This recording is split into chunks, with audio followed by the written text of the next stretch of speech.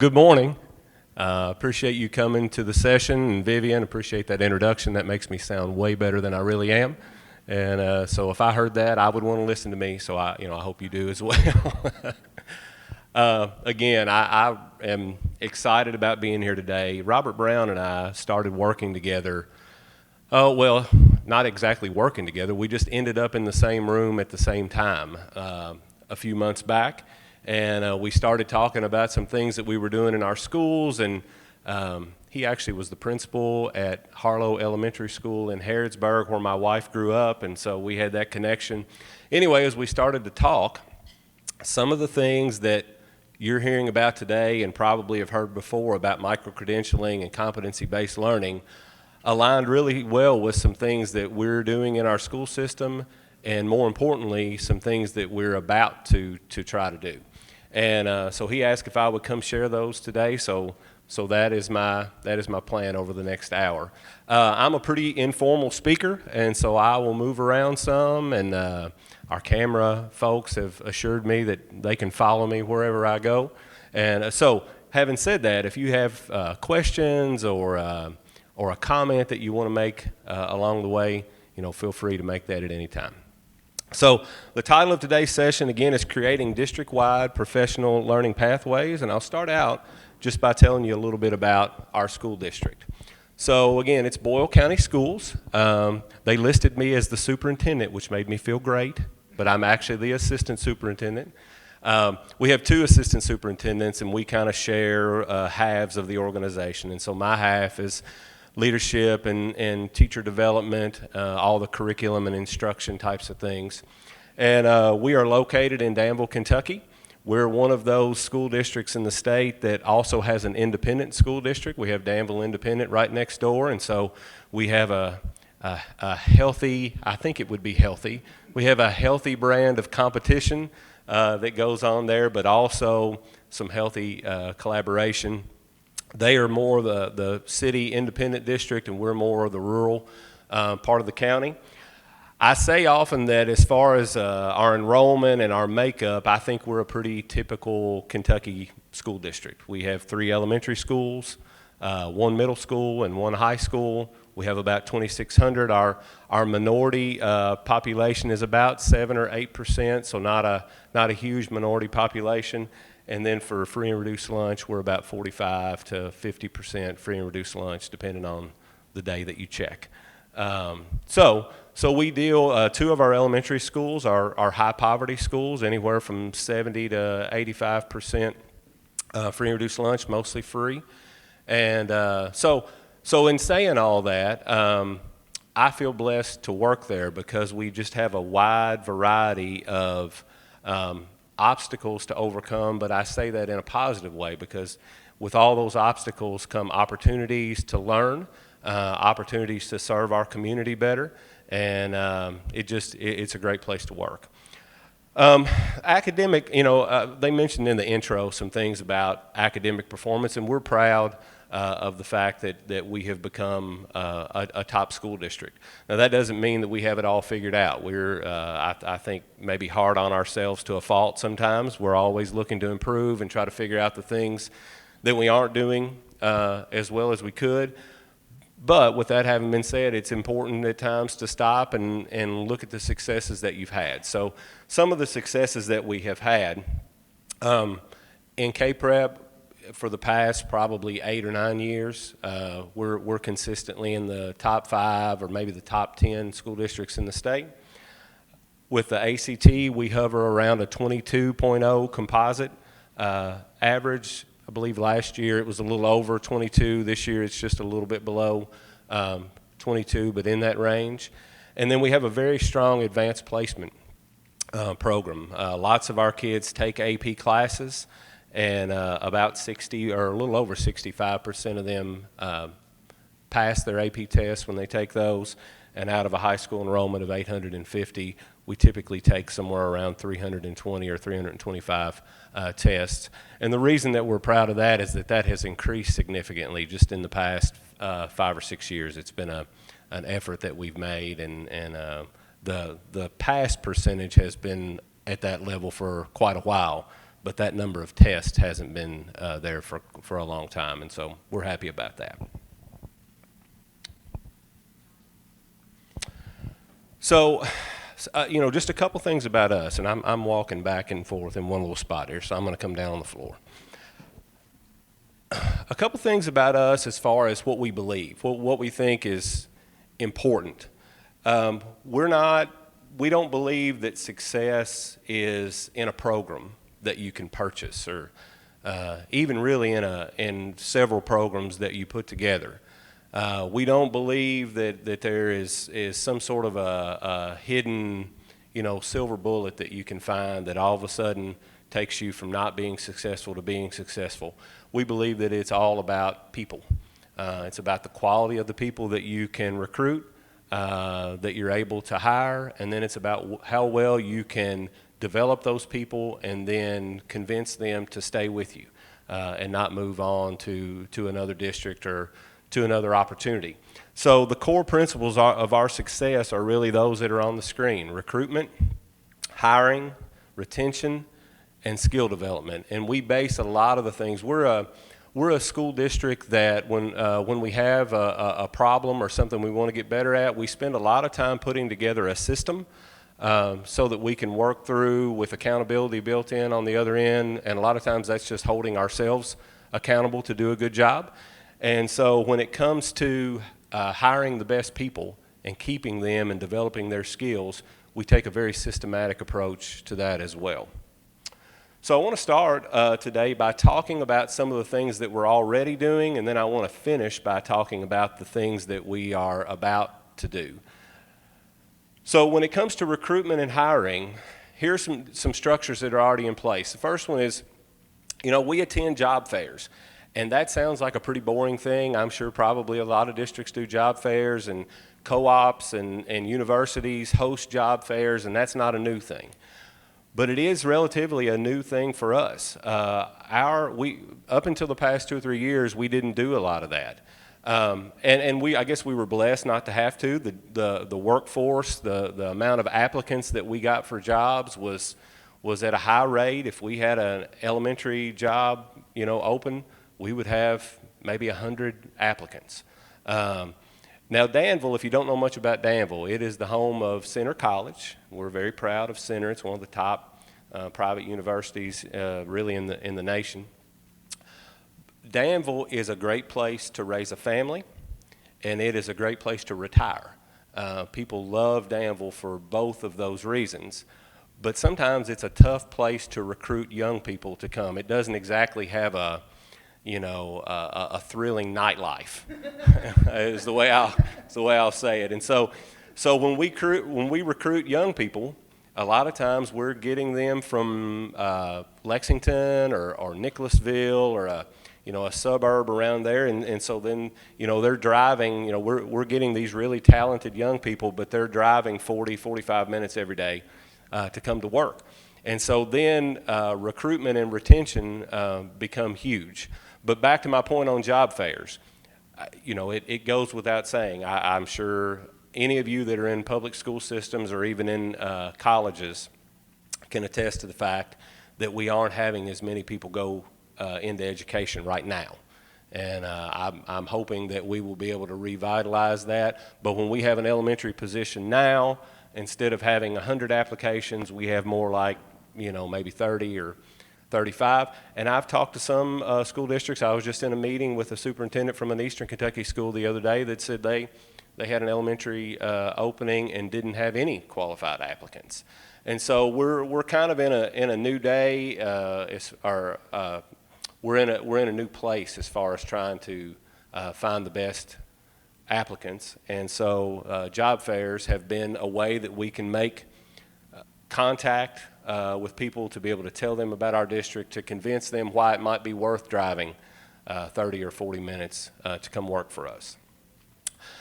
I'm going to skip the second thing because I want to come back to that in just a second, the talent-based hiring practices, because that's kind of a linchpin of a lot of things that we do.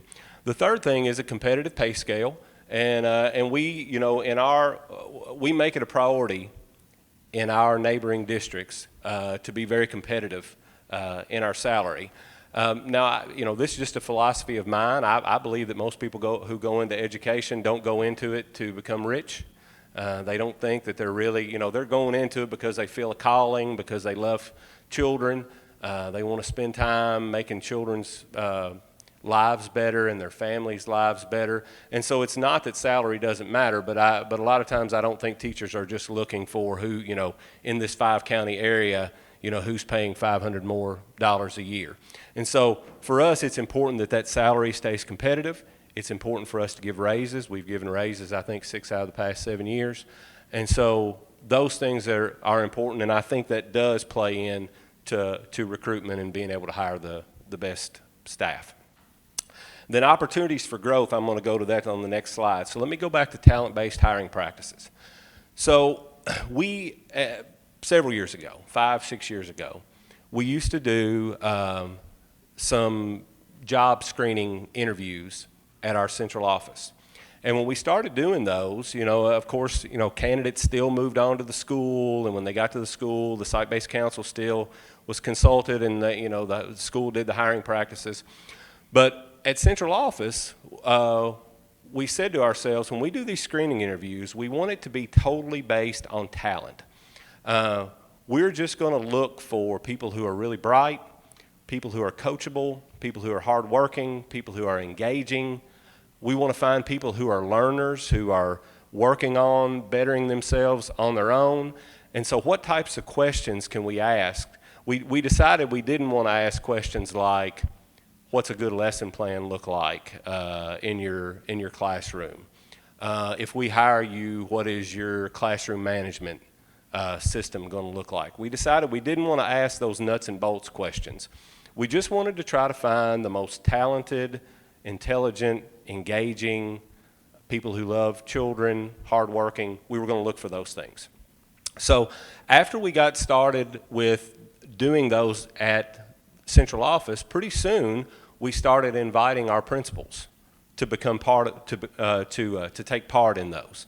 So there were many days where we would spend an entire day. It would be a couple of us from central office, plus our 3 elementary principals, or plus our middle school principal and assistant principal, sitting around a table just bringing in applicant after applicant and asking talent-based questions, which then allowed them to go back to their schools and recommend the staff or the applicants that they thought were the best and the brightest and interview those. And I wanted to spend time on that today because although we don't do that screening process at our central office anymore, we still have a lot of the same principals that we had just a few years ago, and they have taken that process back to their schools. And we think that has been a key in not necessarily recruitment, but it's been a key in hiring the right people and getting those in position so that then we can develop their skills. And then the last thing, opportunities for growth. We believe that when it comes to not only retaining teachers, but also developing their skills and also recruiting them. We think of, a lot of those people, when I'm talking about hiring the most talented people, those people also happen to be like what I call high achievers. They're people that no matter what they're doing, they want to be really, really good at it, maybe be the best at it. And so when you give them opportunities to grow, and when they're thinking about where they want to apply, and you can talk to them about here are all the opportunities that you're going to have to grow in our school district, that makes a little light bulb go off in their head, and they think, I think I want to be part of that because I want to be, if I'm going to do this, I want to be really, really good at it. So moving on, the other 2 areas I highlighted were skill development and retention. So here's some structures that we already have in place. And the reason I spent time on the talent-based teaching or talent-based hiring is that if you don't have these things in place, I don't think that you can hire solely for talent. You have to have these other things because if I might hire the most talented person who really doesn't know what her classroom management structure is going to be. Or I may hire the most talented person, but they really don't know how to build a great formative assessment yet. Does that make sense? And so you have to have some structures in place once you hire them to be able to train them in how to do those things at a high level. But if they're bright, if they have a great attitude, if they love kids, if they're hardworking, they soak all of that up. and they're able to put it into place in their classroom at a really high level pretty quickly. So the first thing is the Boyle County Teacher Academy. So BCTA, it's a teacher induction program, but in my experience before coming to Boyle County, it's a teacher induction program everybody says a teacher induction program on steroids. It's a teacher induction program like times 5, or at least what my experience was before. So for BCTA, every teacher who is new to Boyle County has to participate in BCTA. So I've had brand new, right out of college teachers. I've had teachers with 5 or 6 years experience. I've had teachers with 23 years experience. So if you're new to Boyle County, you participate. They do a day of professional development with me in the summer, where we give them kind of an overview of, we're glad you're here, here's what it looks like to be a Boyle County teacher. Then we do another half day right before school starts, and then throughout the first semester, we meet with them every other Thursday. And we front load it like that because we want to give them all the information that we can early. We don't want to wait and tell them something critical, right before spring break. And they're like, well, I wish you had told me that in September. So in BCTA, the sessions are things like formative assessment. So what we'll say to them is, again, keep in mind, we have a wide variety of people in the room. We have people who've been teaching for a while. We have people that we've never taught, that have never taught before, but we hired them based on their talent, not based on their experience. So what we're saying to them in those classes, or in the BCTA sessions, is, for instance, on formative assessment, we'll define formative assessment, and then we'll talk about all the things formative assessment can be. Now, if I ask a question right now, and you all raised your hands, and I called on one of you, and you answered the question, is that a formative assessment? It is. It tells me what level of understanding that person that I called on has about the subject. So we would talk about that. Is that a great class-wide formative assessment? Probably not, right? In fact, definitely not. But it does count as formative assessment. So we talk about all those different things that formative assessment can be, and then we end by saying, now in Boyle County, we do a lot of walk-through observations. If your principal comes in your classroom and says, hey, can I see your formative assessment? He doesn't mean, or she doesn't mean, all of these things that we've talked about. He only means one of these 2 things. And so then once they know, then we teach them how to build formative assessments like that. And so really, it teaches them, it is competency-based learning, but it also sets them up for success. Because now they know, exactly the types of formative assessments I need to have that go with my lesson each day. And it doesn't kill their autonomy. There's also lots of room for flexibility in the middle as they teach. So anyway, I could go way down that pathway. But formative assessment, we have a session on technology integration. We have a session on what we call steps in an ideal lesson, which is just 7 components of a great lesson, no matter how you structure it. We talk about student engagement. All those things that we know lead to great teaching, we spend time teaching them about those, what they are, what that looks like in Boyle County, and then giving them the tools to be able to succeed in those areas. The second thing is BCTIP. Oh, look at that. I went too far ahead. Let me back up. So BCTIP, Boyle County Teacher Internship Program, we got really creative with that name. I'm kidding. It's just our replacement for KTIP. And honestly, for right now, I really liked what I heard over in the other room this morning about maybe using some micro-credentialing in that, now that there is no KTIP and you can kind of do what you want with that whole concept of internship. Micro-credentialing and some of those things I'm going to take that back, that may be something we build in. Right now, BCTIP looks a lot like KTIP in our district, except without the portfolio. So what I mean by that is every brand new teacher who hasn't done KTIP does BCTIP. They have a mentor. We pay that mentor $1,500. I'll get to investments in a second. They'll do in-class hours. They do out-of-class hours. The mentor will go in and watch the teacher teach 3 full-length lessons. They'll have a pre-observation conference and a post-observation conference. They have cycle meetings with the principal, it looks a lot like K-TIP used to look. We also give them some substitute days. In fact, anybody in BCTA, which, by the way, everybody in BCTA, well, everybody in BCTIP is also in BCTA. There are some in BCTA that have more years experience and have already done an internship who aren't in BCTIP. But everybody in BCTA, we give 3 substitute days for them to share with their mentor. And so if they need to, if they're, brand new teachers, sometimes by about November, the water is like right here and they're just bobbing up. And so sometimes they need a day just to catch up. And so we'll provide a substitute for one of those days.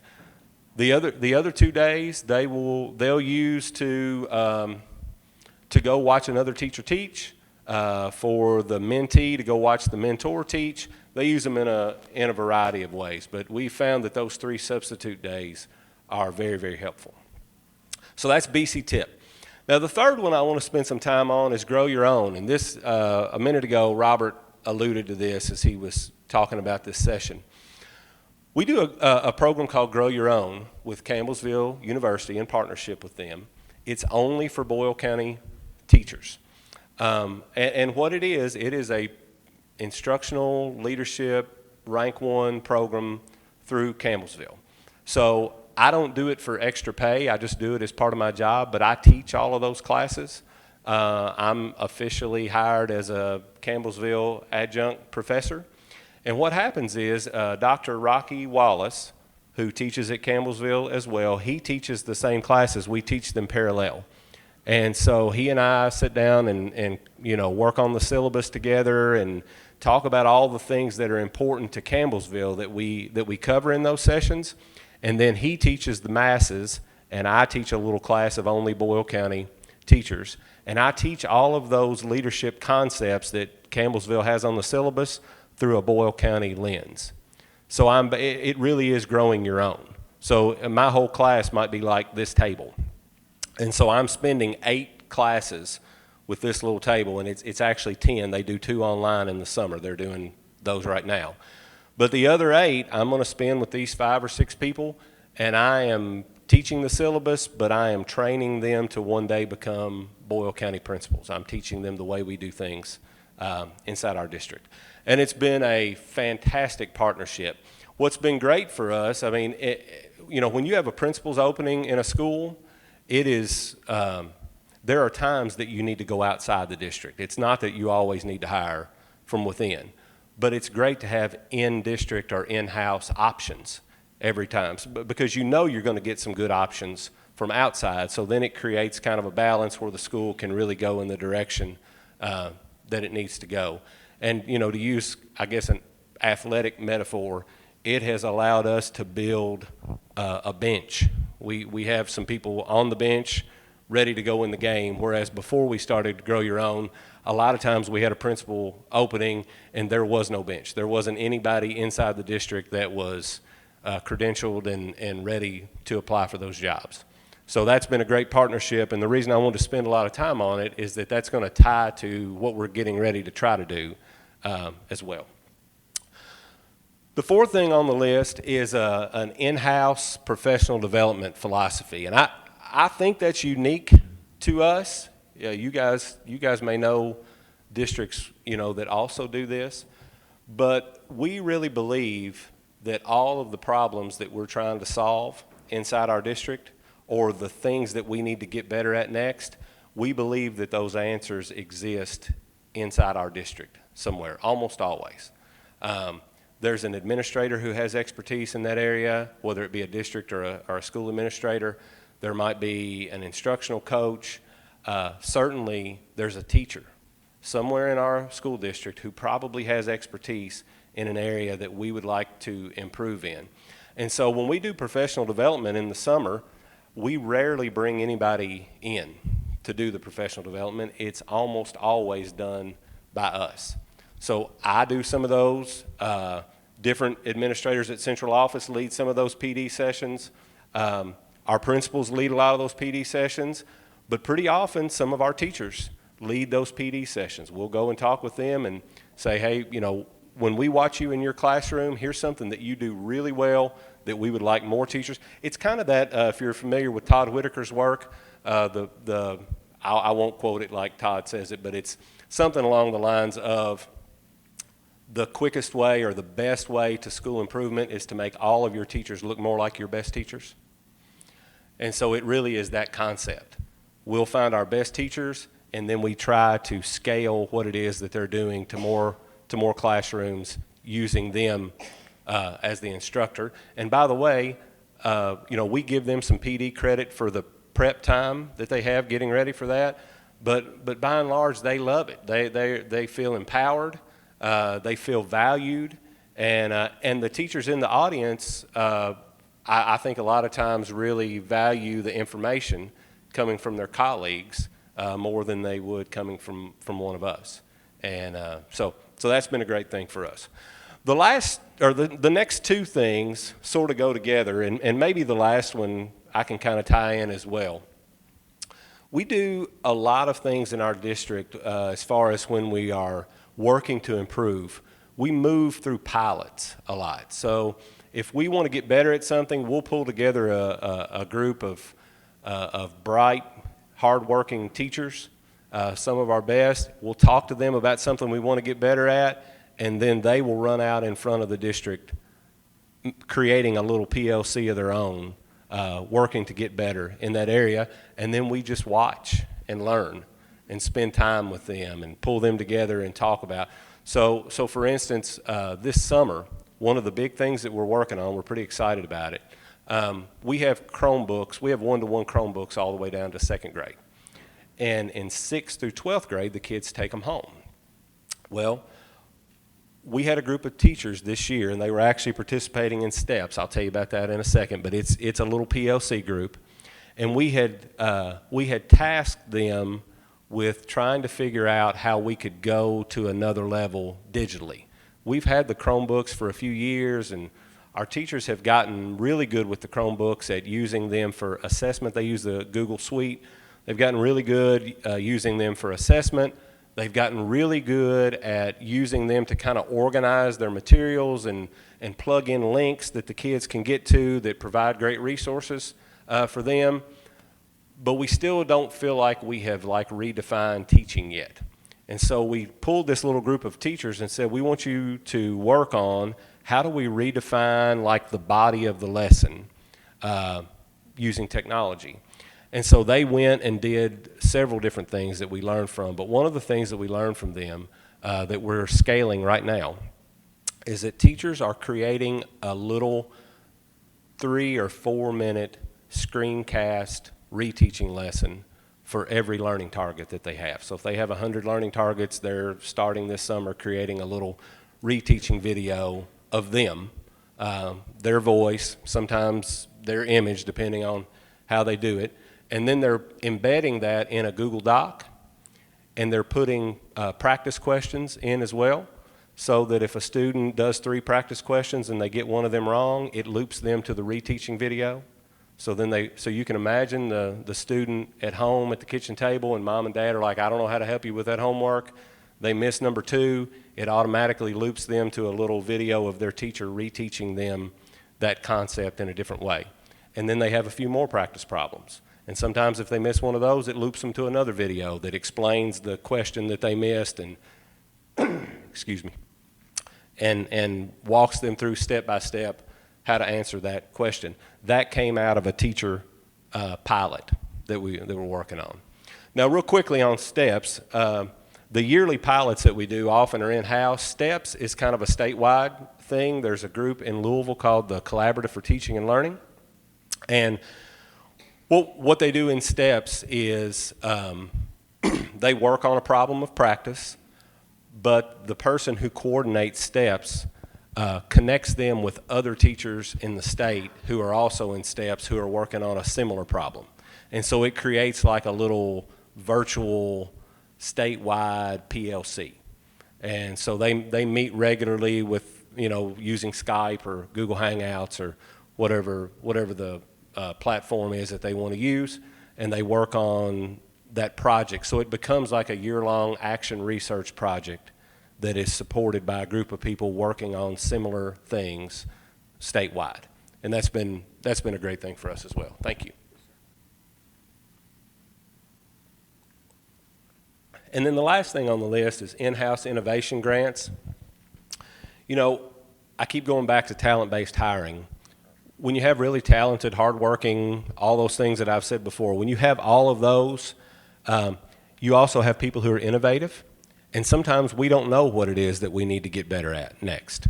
And so we will put together a pot of $5,000 or $10,000 and put it out to our staff for them to write a proposal for something innovative that they want to try in their classroom. So they'll write the proposal, here's what I'd like to do, here's how much that will cost, and then if their grant, we'll put together a committee, and if their grant is approved, then we'll buy furniture that they need in order to make that happen, or technology that they need in order to make that happen, whatever it is, materials-wise, that they need to make that innovative idea happen. We set aside that little pot of money to support that. And then again, we just watch. We go in and watch them teach often. We meet with them and ask them what's going well and what's not going well. And sometimes those ideas become things that we scale on down the road as well. So we're going to transition. Those are the things that we currently do. We're going to transition to what we're about to do. But before we do that, anybody have questions or comments, anything about what I've gone over? I know it's a lot of information in a short amount of time. Questions or comments about the things that we've talked about so far? Yes, ma'am. Yeah. Yeah, go ahead. Thank you. With the Grow Your Own partnership, are you hand selecting people to invite into that program? Or how does that work sort of in relationship to all these other things? You're talking about the people you want to be instructional leaders. Yes. You're talking about growing people into that role. Just curious about that piece. That's a great question. We actually don't. We cast a broad net. And if any teacher that we have, if they want to be a part of that, we allow them to be a part of that. And what we found out through that is most of the people who do Grow Your Own actually want to become a principal. A few of the people that do Grow Your Own don't really have intentions to become a principal. They just want to be able to broaden their mind, to be able to see the school district and what's going on from a different perspective. And so what we found out is the ones that we have that have gone on to become principals, it's been great for them. But also the ones that don't want to become principals, it's made them better teachers, and it's made them better members of their staff. And so that's why we haven't become selective with it. So good question. Any other questions?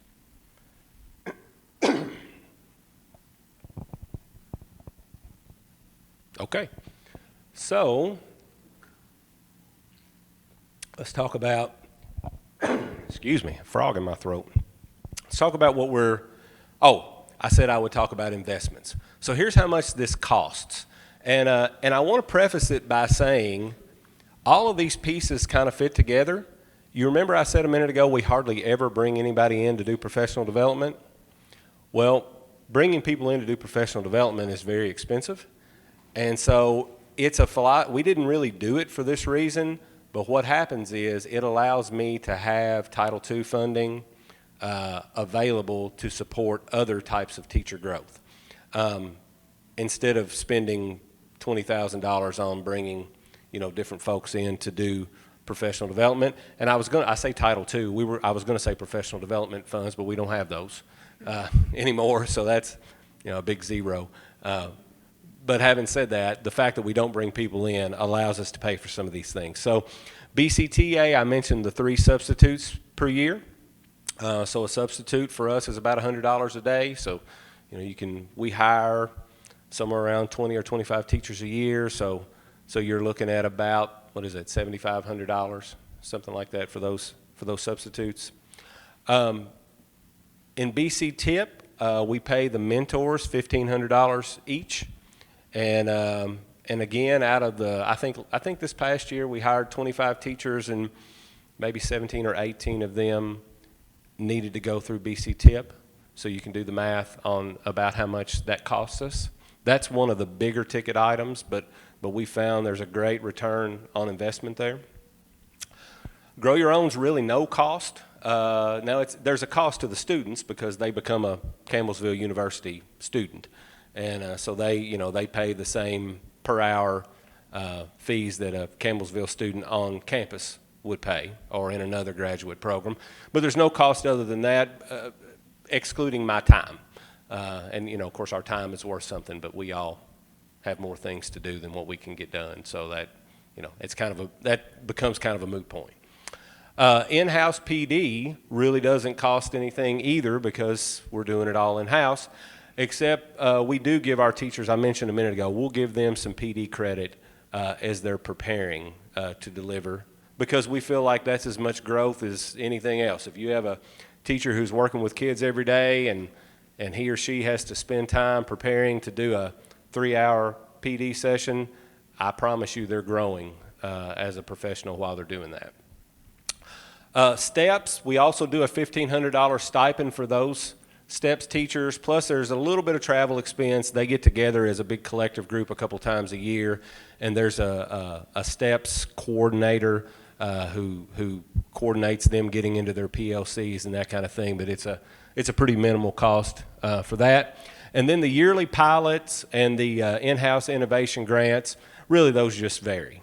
From, I mentioned a minute ago, maybe 2 years ago, we did in-house innovation grants, and we set aside $10,000 for that. So for that year, that was what that cost. On a different year, we might not do those, or we might do a smaller version. All right, so moving on to what's next. So we found out a few months ago, it's been more than that, 8 or 10 months ago, that EPSB is really contemplating loosening, maybe that's the wrong word, giving some flexibility, different way of saying it, giving some flexibility to teachers in earning rank 2 or maybe even rank 1 certification. And in that, we found that that flexibility specifically is connected to co-ops and individual school districts, of course, having to get approval, but being allowed, once we get approval, to allow teachers to earn their rank 2 in-house in a program created and administered by us. And so we're very, very excited about that. Co-ops may have the opportunity to do the same thing.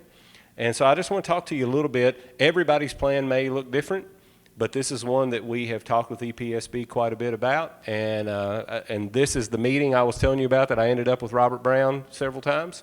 And so it's part of the reason that he asked me to come speak. So I want to talk to you a little bit about our plan. So our plan will be a 3-year cycle with rank 2 credit awarded by our school system. Now, I should mention, if this all goes through and we're able to do it, the rank 2 will go on their certificate, and it will travel with them inside Kentucky. But we don't believe that it will travel with them outside Kentucky because of SACS accreditation and CAPE and other things like that. But we do believe that it'll travel with them inside Kentucky. For us, it'll be that 3-year cycle. Year 1 will be the new teacher induction programs that we already have in place, BCTA and BCTIP. So one of the beauties of this, if we have required teachers to do those two things. Well, BCTA we've required for years. BCTIP is relatively new, but everybody who comes to us will continue to do those two things. And so by the time they get to the end of year 1, they're a third of the way through the program if they want to jump on in and do year 2. They choose not to, that's okay. Year 2 will be a little bit more, it'll look a little bit more like a college approach. 30 to 40 class hours in one of these 3 focus areas. So we will have a central office administrator who is in charge, who is the teacher, the professor, the same way I am with Grow Your Own. They'll be the professor inside those 3 areas. Instructional methods and curriculum, that will be our current preschool director who also does elementary curriculum, used to be a 5th grade teacher. That'll be her. The second one is instructional technology and deeper learning. That'll be run by a technology integration specialist that we have. And then special education and gap reduction, that would be run by our special education director. They would become the professor for those classes. And then I'm going to come back to a university partnership. Year three, each one of the students then would take a deep dive inside that focus area to do a year-long action research type project in their classroom. So, for instance, if they are in instructional or special education and gap reduction, we do something in our district that we call shared learning, which is a co-teaching model. And so if we had a person pursuing their rank 2 in the third focus area, special education and gap reduction, they might choose to go really deep into the different models of shared learning that work best. And so then they would have to do a good amount of research. They would have to put that in place in their classroom. They'd have to keep data. There would be a lot of writing that would go along with that. But year 3 would be more independently driven, and then it would end with sort of an end of program presentation of work. We would have a panel that would listen to them present on that action research project, also look at their body of work over the time that they've been in the program, and then determine whether or not they're ready to exit and be awarded their rank 2. So notes at the bottom, there's a potential for us to partner, and for us it would probably be Campbellsville because we love them and we already partner with them on Grow Your Own. But for you, if you're in a school district or if you're a university representative, you know, those partnerships might be available if you did something like this as well. There may be an opportunity for us to partner in years 2 and 3 with Campbellsville. And the beauty of that, we go back and forth on it. We've talked, Dr. Wallace and I have talked many times. We go back and forth about it because the beauty of it would be we could bring the practical lens, they could bring the research base and some of the academic component. So we see why that partnership works. That's exactly how it works in Grow Your Own. The reason that we wrestle back and forth with it, though, is there's a notion that it would be great if we could do it for our employees for free. If we could just think about the recruitment tool that is, for us to be able to say, come to Boyle County Schools, and you'll have to put in some work, but we'll get you your rank 2, won't cost you a dime, you'll get your pay raise at the end. The type of recruitment tool that is would be tremendous. On the flip side of that, they might not have any skin in the game, and so is that, you know, so you can see the argument that we have going on in our heads over that. So that'll be yet to be determined. It might be that we partner with Campbellsville and we do a reduced rate, something like that. So we're working out we've got a little time still to be able to work that out. But that's kind of where we're headed. We hope that will be heard by EPSB, I believe, in September. And then if we get the green light, then we'll start fully fleshing that out to start the following year. I guess not this coming school year, but the next. So back to those core principles: recruitment, retention, skill development, hiring. You know, how many boxes does that check? Well, we already talked about recruitment. It checks recruitment in a pretty big way. It checks retention in a pretty big way, because if we get those bright, talented teachers to come work for us, and then we're helping them grow, we're doing it for free or low cost, they're moving toward just getting better as an individual, but also getting a pay raise at the end of that. It has to be a powerful retention tool as well. Obviously, there's skill development. I didn't mention a minute ago, I bet you guys can guess why we picked those 3 focus areas. Because those are areas we want to get better in. So there's a win-win there. It's allowing the teachers who currently work for us to become experts in an area, to grow as educators and as professionals, but then it also is allowing us to slowly create an army of people who are great in areas that we want to be great at. Now, we're doing things in all 3 of those areas that we're happy about, but we don't feel like we're at the we're at the end of the rainbow yet. And so those areas over time could change. We may have other focus areas. At one point, we had like 6 focus areas, and we decided we weren't sure we could pull that off, just for, the amount of people that we have and to invest the type of time that it takes. Thank you. So anyway, hiring, I went ahead and gave us credit for it maybe helping with hiring. That one might be a little bit more of a stretch. But at the very least, it checks 3 of the 4 boxes at a pretty high level, and the investment required is minimal. It would be the time of those of us who would be teaching the classes. Last thing really quickly, we also, oh good, got more time than I thought. We also would like to put in place a rank 1 program. It would be less time intensive. It would be us encouraging teachers to pursue their rank 1 national board certification, which would travel with them, and we would provide a mentor for them. And then after they earn the rank 1 certification, we would add $500 onto their salary annually for the rest of their career, which we already do that for national board certified teachers. So they would get about a $4,000 rank 1 pay raise, plus the $2,000 that the state puts in if they continue to fund that, plus $500 from us for the rest of their career. So we do that, we'd continue to do that, but we would provide them a mentor.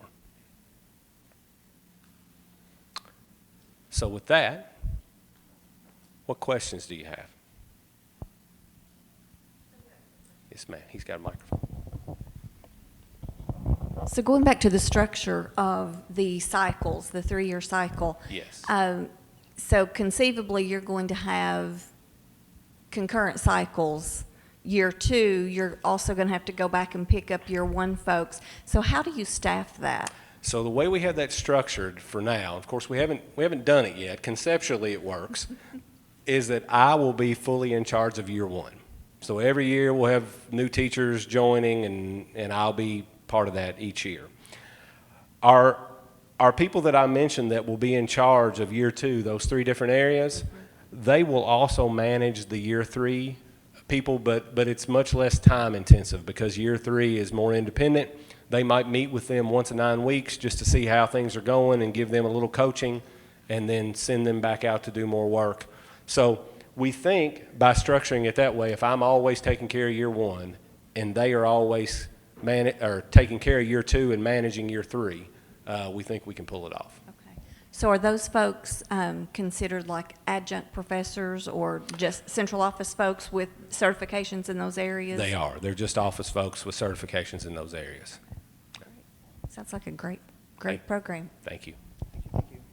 There we go. Could you talk a little bit about, you mentioned just briefly there your shared responsibility classrooms and Yeah. what's going on in your district with that. I'm a special educator, and Yeah. I would love to hear a little bit about that. I saw the article Oh, in thank Kentucky you. Teacher Yeah. about one of your elementary schools, so I'm very interested to hear about that, if you got a minute to do that. Yeah, I think, Robert, do I still have a minute? Say it again. All right. So shared learning, just quickly, is a co-teaching model that we use where a special education teacher and a regular education teacher, they share the responsibility in a classroom. For reading and math, we try to get any student who struggles in reading in the same room at the same time, which sounds counterintuitive, but I'll tell you why it works. We try to get every kid who struggles in math in the same room at the same time, whether they have an IEP or not. And then we push resources in there. So the regular ed teacher's in there, a special education teacher's in there, maybe an instructional assistant's in there, sometimes maybe another special education teacher is in there, and we teach the entire time in small groups in a really structured way so that there's a group here, and a group here, and certain things happen in this group, certain things happen in that group, certain things happen in that group. So for instance, if I were the core teacher, I would be teaching the core lesson I would maybe start with the highest group in the room that's ready for that core lesson. I would teach that core lesson, which takes 15 to 20 minutes, which is about what we use in a classroom anyway to teach the new instruction each day. Over there would be a group of students that might be with the special education teacher, and they would be doing building block, foundational skills that the kids need reviewed before they come to me so that they'll be ready for the new learning for the day. they would rotate around to another station where an assessment or reteaching would happen. And we have a lot of different models. That's just the basic model. But I mentioned putting all the kids who struggle, IEPs or not, in the same room at the same time sounds counterintuitive. But if you think about once you push all of those resources in, and those kids get get all of their reading and all of their math every single day, 172 days a year, sitting at a table with 6 or 7 other kids and a teacher right in front of them, it completely changes their learning experience. School becomes a place where I don't get lost. I'm not as likely to misbehave. I am engaged, and I have a teacher looking right at me who's teaching a chunk of a lesson that is specifically geared toward my needs. And then maybe not most importantly, but really important, if I'm a kid who struggles with reading, I'm not sitting in a desk looking forward for 45 minutes or an hour. I'm here for 15 or 20 minutes, and then I'm going to stand up and get to move. There's going to be some novelty because I'm going to have a different face, a different voice, and it's worked great for us. Our novice reduction since we started that 4 or 5 years ago, it's been like 25% novice. We were at maybe 35%, 30 to 35% novice, and in a lot of our situations, we're in single digits now. So you're welcome. Good question. Several years back, we tried something like that similar in our district, and we got dinged because we had special ed teachers with the federal funds teaching non-special ed students. Right. Is that not a thing anymore? It is a thing depending on how you pay the special education teachers. If you pay them out of special education SEEK, then they can teach anybody they want. If you pay them out of, it's one of the pots of federal money, and I don't want to say the wrong one, but if you pay them out of that pot of money, they can only work with special education students. That's that comes up every time we share it, so I'm glad you asked. David, I'm curious, going back to your rank 2 model that is being proposed with Campbellsville University, Dr. Rocky Wallace and I from Campbellsville University, we had a sidebar before the session, talked about that moving forward. Have you gotten any feedback from him yet about any tuition costs associated with those years 2 and 3? No, we haven't. He and I have to get together in the beginning of August to plan our next 2 Grow Your Own classes, and so that's something we're planning to talk about then. So we'll stay in touch because he and I also talked about expanding what you're doing in Boyle County further out. Great. And I'm Will Cayeton from KVAC, and I have a university background and yada yada. So yeah, very curious, and we'll be sure to share that with everybody. Sounds great. Thank you, David, very much. I would think that those costs would be minimal, honestly, because it's a win-win for the university. Agreed. Right? Agreed. There you go. Great. So just to kind of reflect on what he just said there in the discussions we had yesterday with the commissioner, that's your choice to include the Campbellsville, right? Because Right. you don't have to do that. You don't have to. Okay. You don't have to. And that's why we keep wrestling back and forth. We love Campbellsville, and we know they can bring a lot to the table. We want to include them, but we'd also like to do it for free. And so we're trying to figure out how we want to handle that.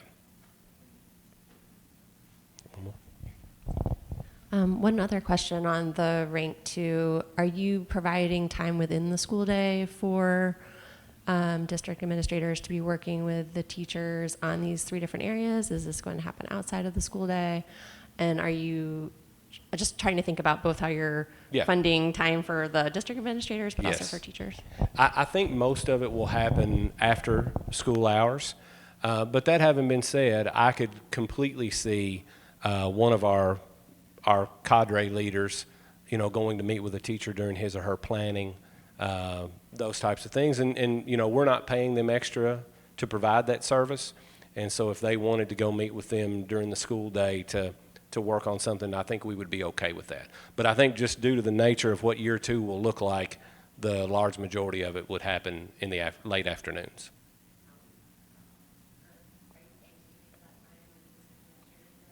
Well, we wouldn't be paying the teachers for it because they would be working toward their rank 2. That would just be that'd be the time investment that they were putting, the same way that it would be if they were driving to go to class or get online. All right. Yes. I would like to piggyback on her question because the KDE also has a job-embedded competency-based pilot going on. And so have you all considered being a part of that work, so the work that they're doing as they're learning through competency-based sessions or whatever, so that that in-class time could count towards this? Have you had conversations about that? I talked with Rob Akers just a little bit about it, Robert. I think there could be a really good marriage there. And in fact, I'll go as far as to say in year 3, when they're doing the deep dive inside that area, it really is a year of research and action inside the classroom. And so those things are going to happen during school time anyway, right?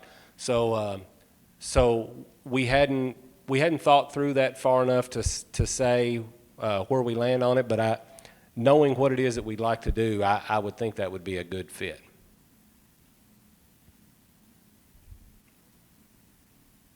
Any other questions? Yep.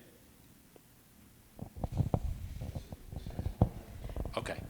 You mentioned working towards getting more board-certified teachers, sort of as a separate project. I'm wondering how you're utilizing your existing board-certified teachers within this proposed Rank 2 project, or otherwise, are they working as mentors, or how is that happening? Yeah, so we are not great in that area right now. We have, in the past few years, we have had a bigger number than ever of teachers who have pursued national board certification.